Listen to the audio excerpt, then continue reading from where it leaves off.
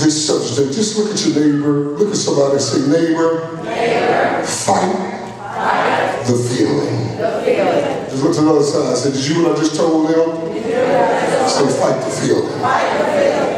Touch somebody in front of you, say, fight the feelings, fight the feelings, fight the feelings. The other night we were at the church and God told me to fight off the fouls, or fight off, because whenever you set your mind to do what God has called you to do, then you're going to be faced with all kinds of adverse situations, and you have to learn how to fight things off. Today, amen, I want to deal with stress, because stress is a supernatural killer. It is a silent assassin. It will make you act ways. Stress will make an elephant move. It will make the strongest man break down. And what the enemy wants to use is stress to break you down from the inside out, but make you look like it is coming from the outside in. I don't know if y'all caught that. He wants to cause disturbance in your spirit so that you cannot function.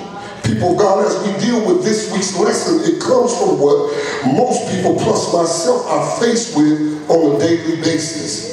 The spirit of stress. Yet because it's a spirit, it can be defeated. This demon is devastating to mankind.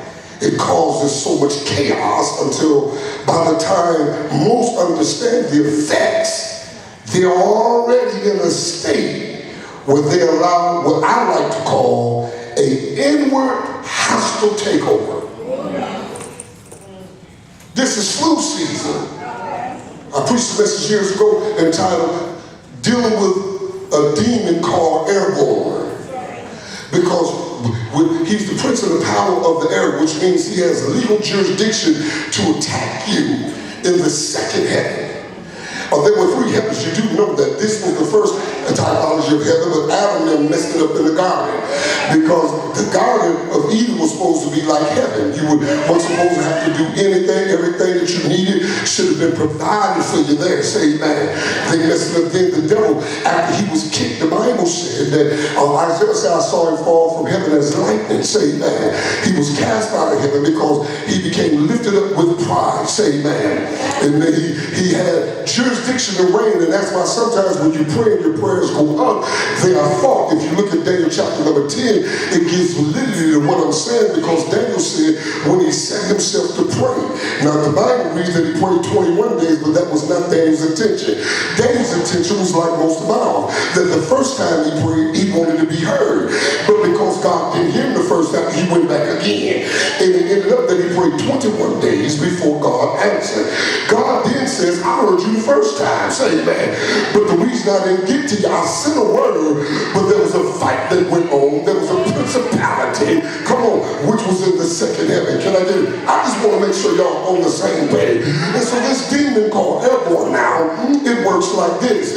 Amen. You've seen the picture falling. Denzel watched it. Amen. The person they killed, it came back in the way that it moved was through people, through touch. And that's how this demon called airborne is. That's how stress moves. Stress is influence. This is flu season where you get another word, amen, called influenza. It has to deal with the breathing. And then you have another word called influence. And see, what happens is the enemy wants to influence your praise, influence your desire by things that he allowed to come against you. He wants you to sit up in grimace. He wants you to give up.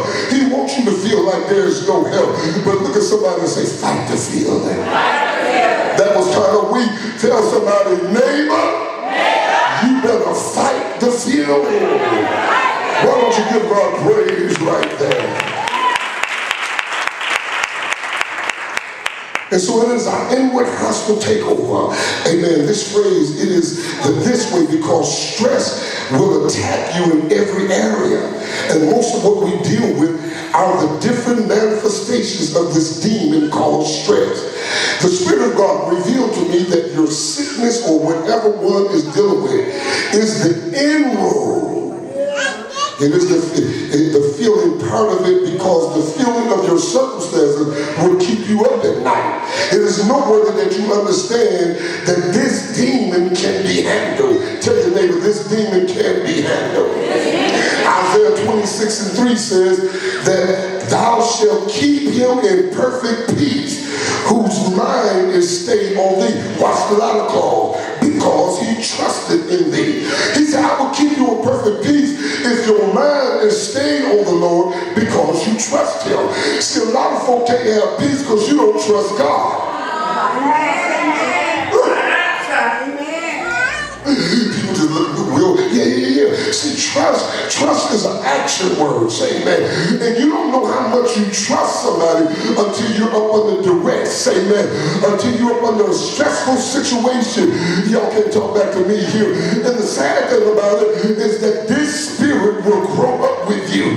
Some of y'all been messed up because of a word that was said to you by somebody that you had confidence in. And they said a word to you when you were in your early teens. Come on, somebody. And it crippled you so bad, it caused stress so bad that you still deal with the residue of what was said to you. But I came by to tell you that's a feeling, and God said, fight it.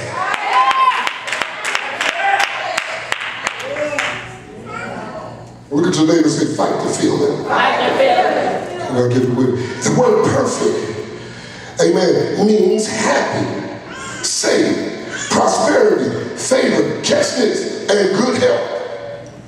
When you trust in God, you ain't gonna be sick like that. Oh, I'm messing with somebody. Stress will cause you sicknesses that you ain't supposed to have.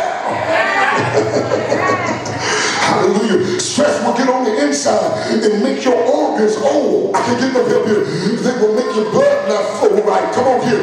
They will make your heart palpitate.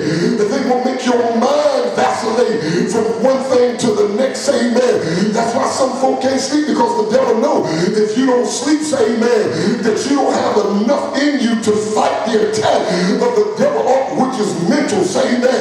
His greatest attack is mental. Say amen. He messes with the mind. That's what the Bible says. And let this mind be in you, which was also in Christ Jesus. You got to know this word, and not just know it, but you got to practice this word. You got to put this word into you.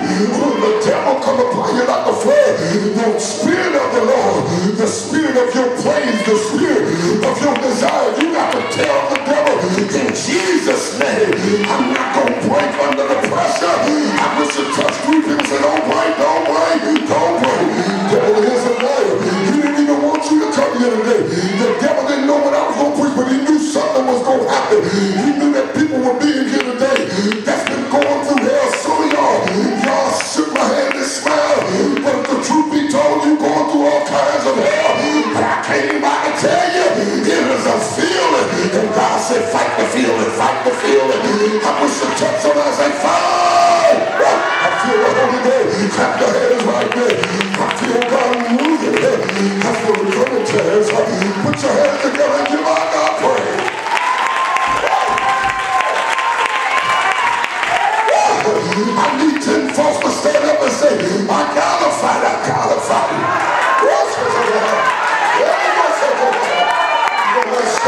I gotta fight, I can't let it get the best of Lord. I gotta be praying. I can't let it get the best of it. I can't break. I've been here before. I've been through this. I almost had a nervous breakdown. I almost committed suicide.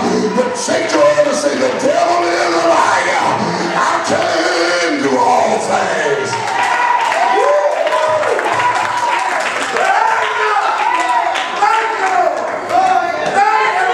Can I get a witness? Excuse me.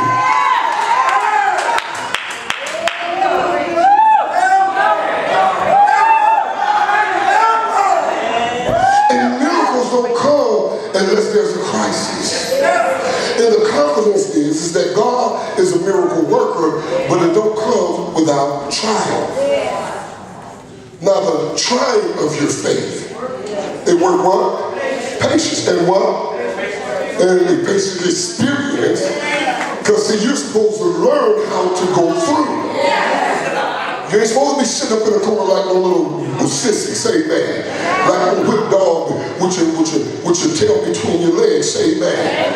No. Look, somebody say, no. Say, it may be hard, but it ain't too big for God, say man.